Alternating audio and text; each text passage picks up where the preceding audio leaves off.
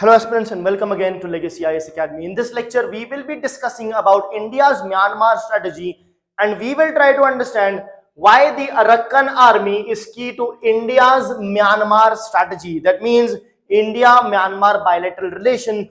For that, why the Arakan Army is the key. Now, what is the background? The background is about India-Myanmar relation in general and specifically the Kaladan multimodal transit transport project, that is KMMTTP, which is to be operational by 2027.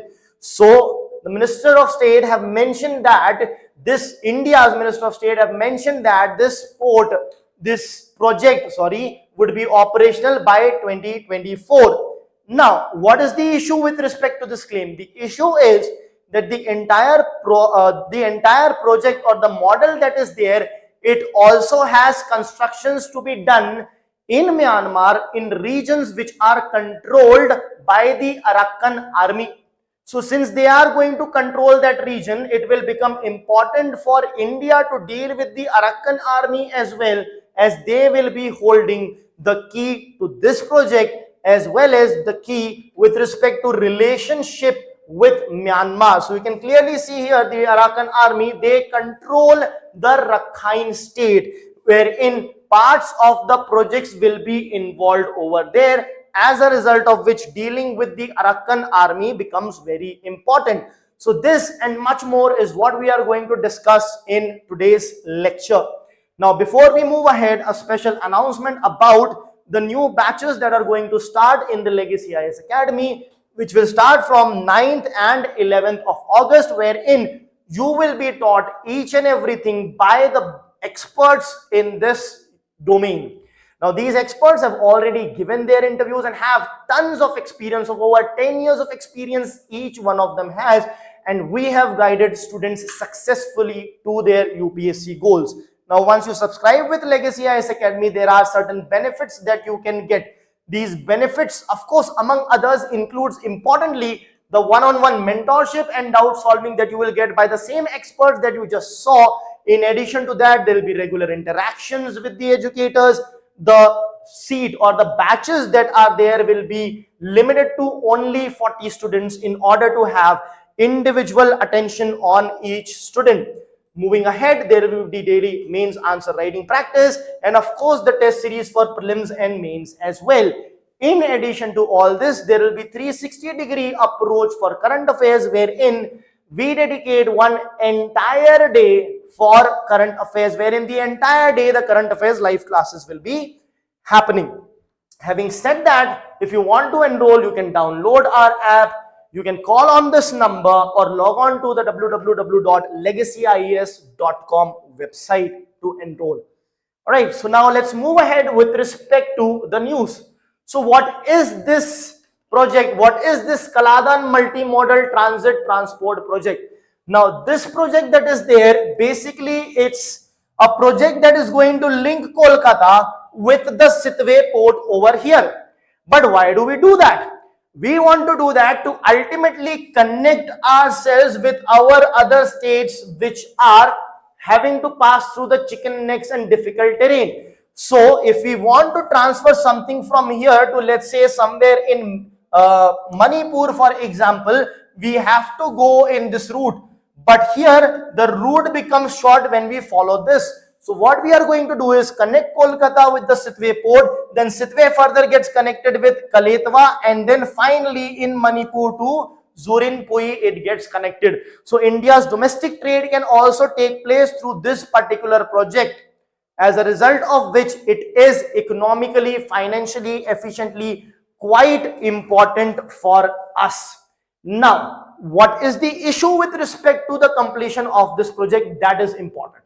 Now, it looks like a simple infrastructure project, but the present political situation in Myanmar has made it slightly difficult.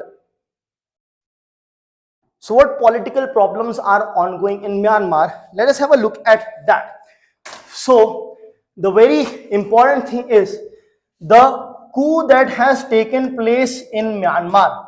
Now, what is a coup? Basically, what has happened is the military has no, the coup happens when one particular entity overturns the present government that is there. So that is what has happened in Myanmar, which has created political instability, because of which presently in Myanmar you have the Arakan Army capturing a huge amount of area. That is one thing. At the same time, you have the government linked army as well. In addition to that, in Myanmar you have the ethnic armed organizations, that is EAO, wherein ethnic armed organization is not a single armed organization.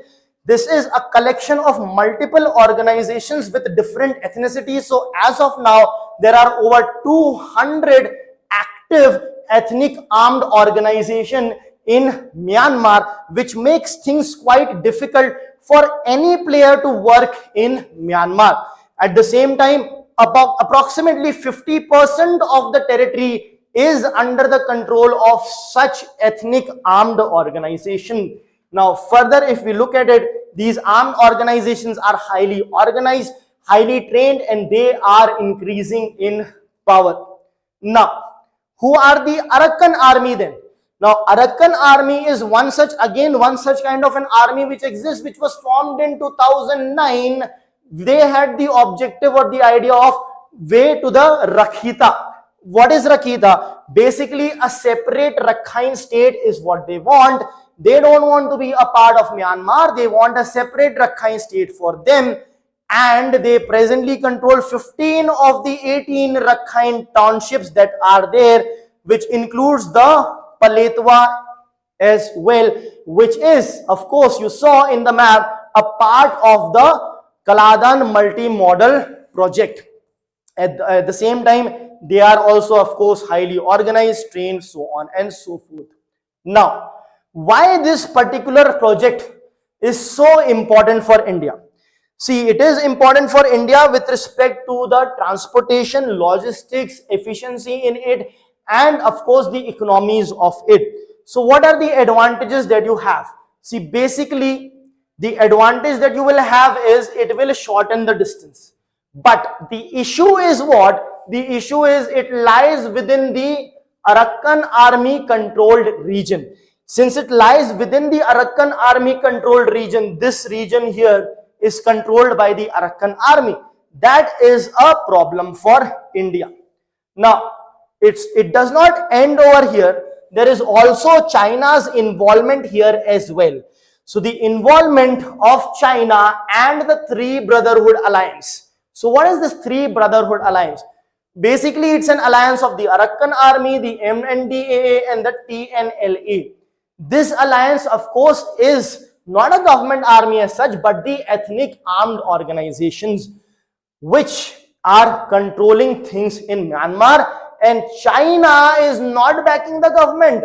China is backing these armed organizations. Why do they do that? China is doing that so that they themselves can basically capture certain areas in Myanmar itself, and then China can dictate terms with the help of these particular armies that are there and have its own, let's say, objectives met in Myanmar. So that is why China is basically helping these brotherhood. Now, what is India's approach over here? India's approach needs to be quite measured. Measured in the sense that we should ensure we have a measured approach, and we are in conversation, in talks with the various players that are there in that region. So who are the various players? The first player, of course, is Tatmadaw. The Tatmadaw led SAC, the Tatmadaw themselves. That means we have to be in talking terms, in relationship with the Myanmar government's Janta, the Myanmar government's army, and the Myanmar government and Myanmar-led council that is there. We should be in talking terms with them. We have already provided humanitarian aids to them as well, so as to further build the relationship. Plus, we have invested in the Kaladan multi-modal project. So our money is, of course, involved over there. So that is an investment that we have given to this country. At the same time, one advantage that we have over China is that we have basically cultural and historical ties, which China as such does not have. I hope that's clear. Moving ahead. So this is what we are approaching, what our approach should be. But at the same time, why is it important for us to basically deal with or be on talks with or involve Arakan Army? Let us have a look. Arakan Army is basically popular and dominant in the Rakhine state, and this particular region lies with respect to overlaps with respect to our multi-model project. So since it overlaps, we have to get involved with them, and talking and including them could be the way forward. It would facilitate security and logistics for our particular project. It could also counter the Chinese expansion that is taking place.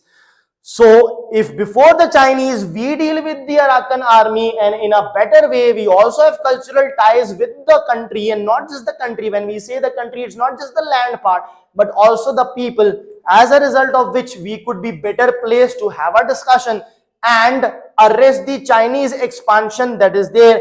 At the same time, completing the project will help support federalism and local autonomy. Our northeastern states are going to benefit a lot from this particular project. And since Arakan Army is the key player, we should get involved with the Arakan Army, as they will be pivotal in achieving our goals in Myanmar in general and the Kaladan multi-model project in particular. Thank you.